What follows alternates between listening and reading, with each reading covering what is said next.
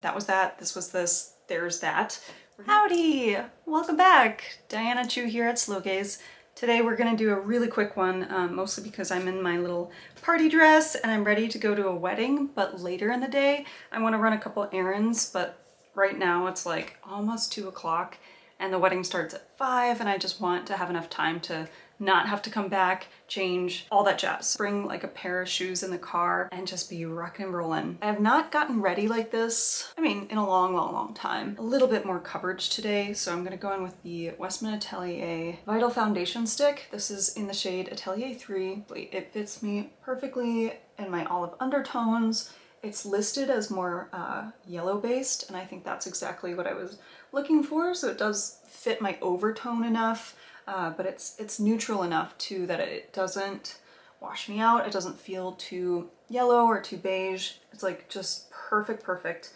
And I just use it all around. Right now this is acting more as a concealer than as an overall foundation. If you have oily skin, as I do, this is a pretty dewy, oily thing. It does grow in luminosity as you go throughout the day. You know, just be prepared for that. But honestly, the way that Gucci applies this makeup, she has like a flat cat paw brush that really kind of meshes it in with the skin, and I'm using my fingers to keep blending and blending. It's literally trying to mesh with my skin right now. Just the lightest amount and the most concentrated kind of application, you will have flawless skin and it will look like skin all throughout the day. Some people have difficulty with this foundation because they use it in a way that, you know, maybe is popularized by Instagram, and you put a lot on, you literally draw it onto your face and then blend it out. I find it's just not that type of foundation. It's meant to be very sparingly used.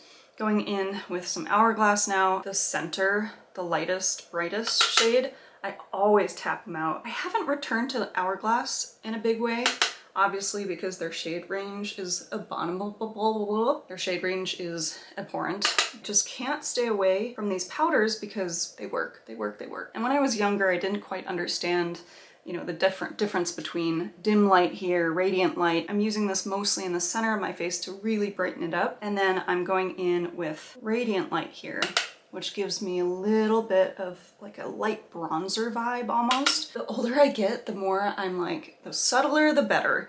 Yes, I might want like a wet highlight, but I also really want my skin to just feel feathery light. I don't want it to be caked on. I'm not gonna like pile on product until I can see it.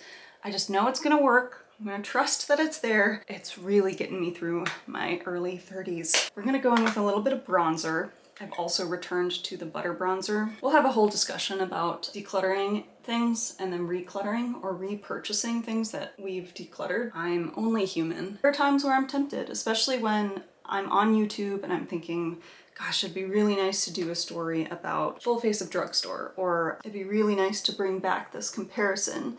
And I watch a lot of YouTubers who obviously have a longer range of content. They've been doing this for years. They have PR and they have an encyclopedic knowledge like Khaki Reviews Beauty here on YouTube. Very hard to get out of that trope.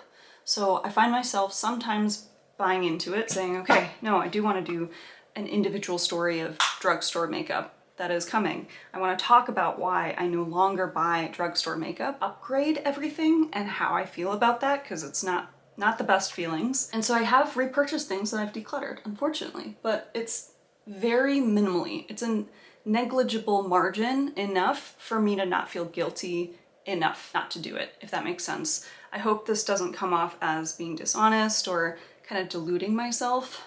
I want to be transparent with you and tell you when I reclutter things or when I like take things out of the declutter pile because they've literally been sitting in my house for a year.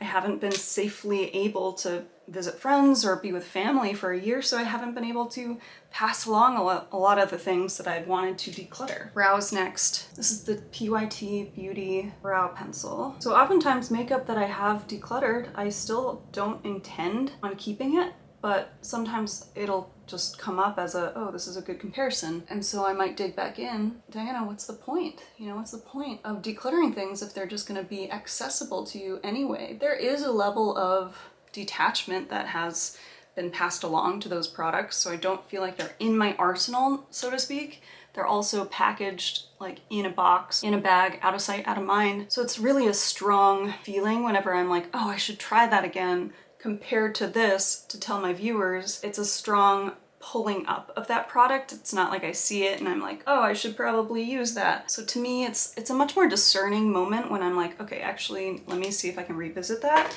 And I only see it as a benefit that I have the products for longer and I can use them.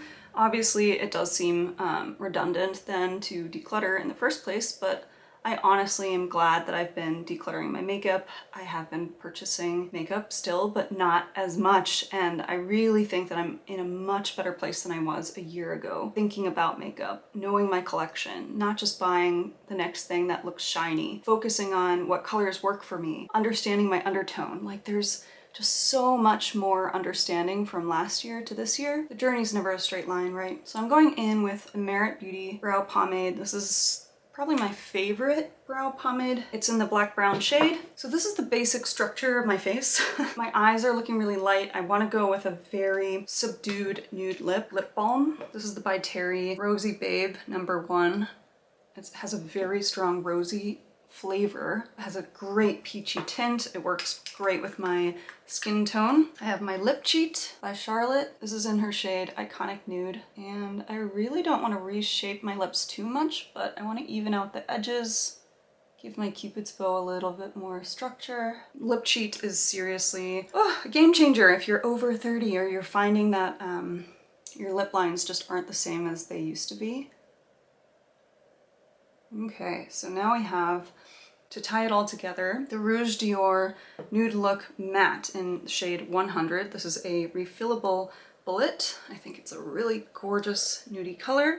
I will be coming out with a video just on nude lipsticks, so stay tuned. I'm trying to play with all of them to figure out their undertones and the differences between their formulations, so I can really tell you the nuances, because it is difficult. Half the time I'm like, oh, I just want a nude lipstick, but what does that mean? Is it peachy enough? I just went in with the Charlotte Tilbury Penelope Pink. This is one of my favorite formulations. It's her satin formula, kissing formula. So it's not the matte Revolution one that Pillow Talk comes in. And this one's a little bit lighter, beigeier, and I'm just dabbing it in the center of my lips so that it can give a little bit more dimension. They hopefully look natural from far away. I'm gonna move up the face, back on the glow train. Literally so into highlighters now. This is the Natasha Denona Super Glow in medium light. And I am just using a fluffier brush to drench my cheeks. Oh, in that glassy finish. Again, I feel like the less is more here, and I intend to be fully greasy by the end of the night because I'm gonna dance my face off. Dance my little buns off. Buffing that into the skin so it looks like I have been drenched in sweat. This is where I'm going to do the scandalous thing. Oh, yeah, okay, I'm gonna use the fluffy side and really go in here and just my décolletage. Next is blush. I do have some new Pat McGrath to play with. Absolutely loving. I've been using this every single day, her Nude Venus. And I love this shade so much that I bought another, of course, because that's the logical thing to do. We'll talk about that at some point. Loving something so much that you feel like you want more of it, but obviously you have the thing, so you just buy more colors of it, and it's not the best train to be on. Flirtatious flavor. And you can see they're actually quite different. This is much more my everyday blush. I'm gonna go in with this side and just go up and down my cheek, really savoring blush draping moment, this like watercolor moment where everything starts to layer on top of each other and it's just building color lightly. I don't want to go overboard. Don't you love how I was like, this is gonna be really fast? It always like triples when you're talking. Go in with Nude Venus as well and really focus that color. So I'm going in with the Mario base brush. This is the smaller one, F3, and just lick that pan on one side of the brush. Tap it off. You can see a lot of color actually came off, and just focus it right there. That's it. Focus it right there. I think it helps sculpt my face. So I'm going in with just my finger in this Dior palette. that I just bought as well. Dior Backstage Eye Palette in Warm Neutrals. I feel a lot less guilty buying makeup now because I just know that even though I decluttered a bunch in the past, I was really just experimenting with what I thought I wanted or what I thought I needed. So I'm just tapping into basically all of the lighter shades, putting a powder, like a light powder over that primer that comes in the palette. So it's back to skin tone basically. Layering primer, then layering powder, and then a little bit more gel-like stuff on top, and then going back in with powder. That's how I'm gonna make my makeup stay all night. Revlon Colorstay pencil. I bought this after seeing that this was Joanna Gaines's her favorite pencil of all time. She needs really no introduction, but she is the Joanna of Chip and Joanna Gaines of Fixer Upper and Magnolia, and she has this lovely coloring to her where she's also high contrast like I am, meaning my skin is very light but my eyes are very dark, as is my hair.